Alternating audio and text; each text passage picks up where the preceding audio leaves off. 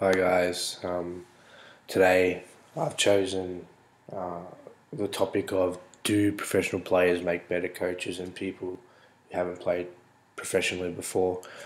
I think it's a very interesting topic. I know in basketball it is something that gets spoken about a lot because there are a lot of people that are trying to make the transfer from being a professional player into being a professional head coach straight away, which I feel is one of the hardest things you will do when you haven't had any previous coaching experience. So I feel, personally, I think it's a very hard thing to do, and there's only been a few people that have done it successfully, and a lot of people have done it unsuccessfully and found themselves, out of a job very quickly.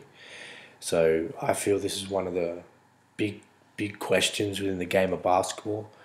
So I'm just going to take you through a couple of people that have done it pretty successfully, and some that haven't. So as I go through this next, a couple of people, I will express to you what I feel personally, as well as there's some numbers and fact stuff in there that has to be in it for me, because I am a big, very so I'm a very big factual person. I like numbers to back stuff up at times as well. So does a coach need to have experienced what it was like on the court to truly appreciate what is going on? Or is it possible to replace on-court experience with other forms of knowledge? Can a coach read the game as well as somebody that's played? Or, in fact, should a coach's read of the game be different to a player's perspective? The first coach that was really successful in doing this was Phil Jackson. He's recognized as one of the best coaches to ever coach in the NBA. He has 10 championship rings, so there's one number for you as a coach, and one ring as a player. So in the NBA, you are gratified with how many rings that you can put on your hands. He's most well known as somebody that could get people to buy into what he wanted, buy into his system, and ensure that they get what he needed done. He wasn't a great player when he played. He was just a big center, but he did play his role very effectively and efficiently back in the olden days when he was playing. I feel like Phil had a lot of great things as he stepped into his coaching roles. Like, one of the teams he had was the Chicago Bulls, and at that stage they had Michael Jordan, Scottie Pippen, Steve Kerr, so some of the best players to ever play in this game. I feel like that helped him as he was coaching.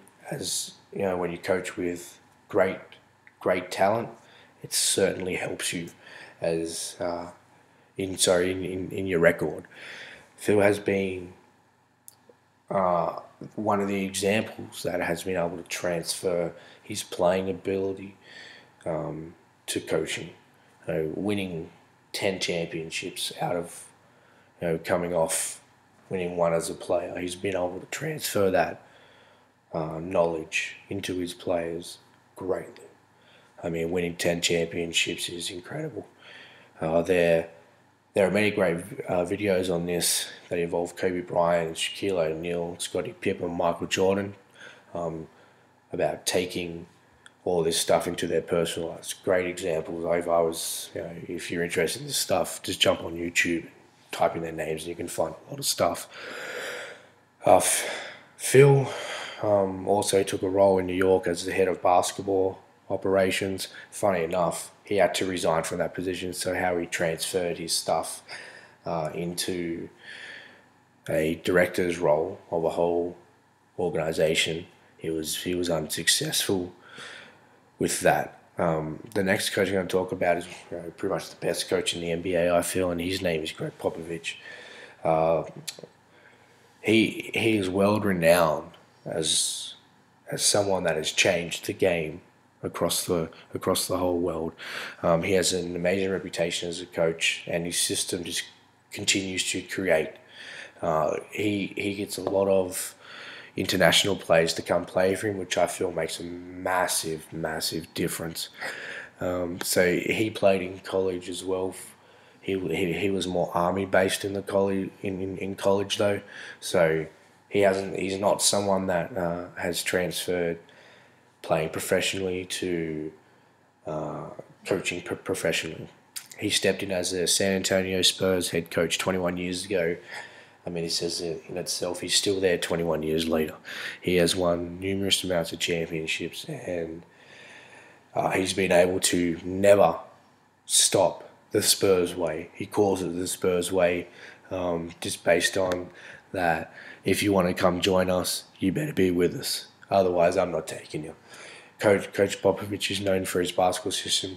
His success lies in getting all the players to buy into what he wants. Doesn't matter if he has the best player in the league, the ball will move, everyone gets to touch it. One of the greatest things Greg Popovich has perfected is his ability to talk to his players on and off the floor. Coach puts a massive emphasis on relationships and with his players and his players' families. He treats them like people, not like stars. Coach Popovich is a great example of not needing to play professional basketball to be a great coach.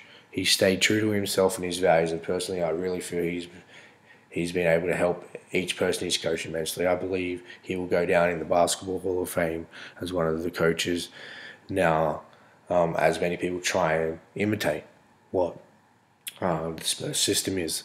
So can professional players become successful coaches? Sure. Do professional players make better coaches than who haven't played professionally? No, I really don't believe this. Coaching requires you to know more than how to play a person. You need to come up with your own philosophies and figure out a style of play that is going to work. Players need to talk on the floor. They call this communication, but in truth, it's a totally different kind of communication to that. It's required to be a successful coach. If a coach cannot communicate their system or philosophy in their players, they will not convince them to buy into what they want.